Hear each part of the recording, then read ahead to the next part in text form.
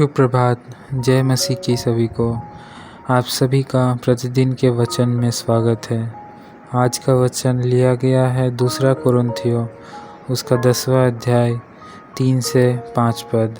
यहाँ पे इस प्रकार लिखा हुआ है, हम संसार में रहते हैं अवश्य, किंतु हमारा युद्ध सांसारिक नहीं। हमारे युद्ध के अस्त्र शस्त्र भी सांसारिक नहीं, उनमें किलों को ध्वस्त करने की ईश्वरीय सामर्थ है। हम कुतर्कों का तथा ईश्वरीय ज्ञान के विरुद्ध सिर उठने वाली बातों का खंडन करते हैं और प्रत्येक विचार को बंदी बनाने की चेष्टा करते हैं कि वह मसीह के अधीन हो जाए। आमीन।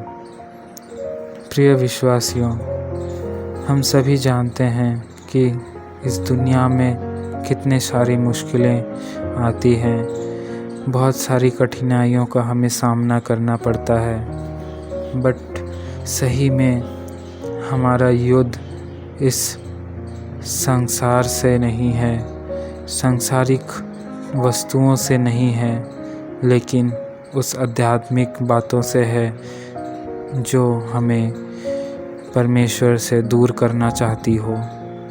परमेश्वर यूँ कहता है कि जो कुछ भी अस्त्र शस्त्र हमें दिया गया है वो इतना सामर्थी है कि बड़े बड़े किलों को ध्वस्त कर सकता है।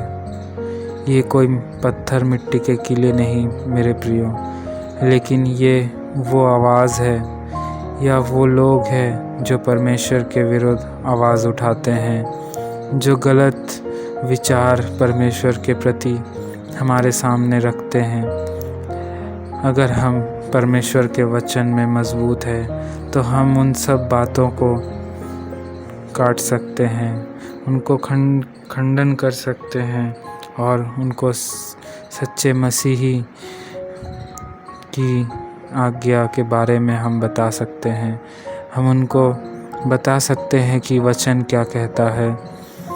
वे दुनिया में भटके हुए लोग हैं और हम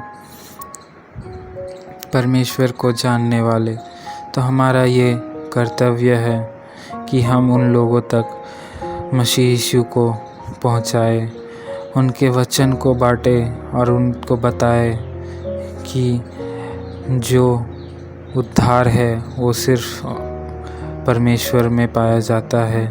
हम दुनिया में जितने भी दिन रहेंगे उससे कोई मायने नहीं रखता, लेकिन उसके बाद जो अनंत जीवन है वो बहुत ही मायने रखता है और उसके लिए हमें अभी से तैयार होना है।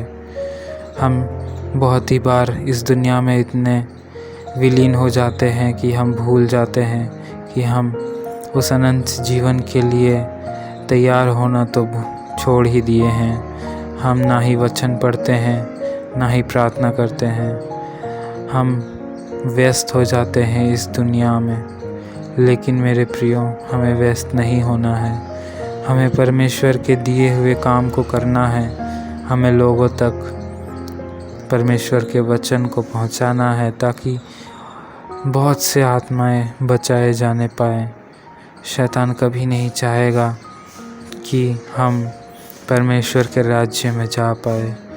वो चाहेगा कि हम परमेश्वर से दूर हो जाएं और वो जितने भी लोगों को अपनी ओर खींच सकता है वो खींचेगा, लेकिन हमें दृढ़ रहना है और हमें लोगों को सच्चाई बताना है, उनको दिखाना है कि परमेश्वर ही सच्चा मार्ग है। और जब हम परमेश्वर की राह में चलेंगे तो उद्धार हम ज़रूर पाएंगे। आए हम प्रार्थना करते हैं। धन्यवाद देता हूँ पिता परमेश्वर इस सुंदर दिन के लिए। धन्यवाद पिता सारी आशीषों के लिए।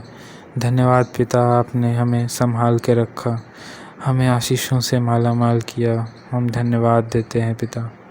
इस पूरे दिन को आपके हाथों में समर्पण करता हूँ पिता। आप सभी को संभाले रखिए। इस छोटी सी प्रार्थना को यीशु मसीह के नाम से मांगता हूँ। आमीन।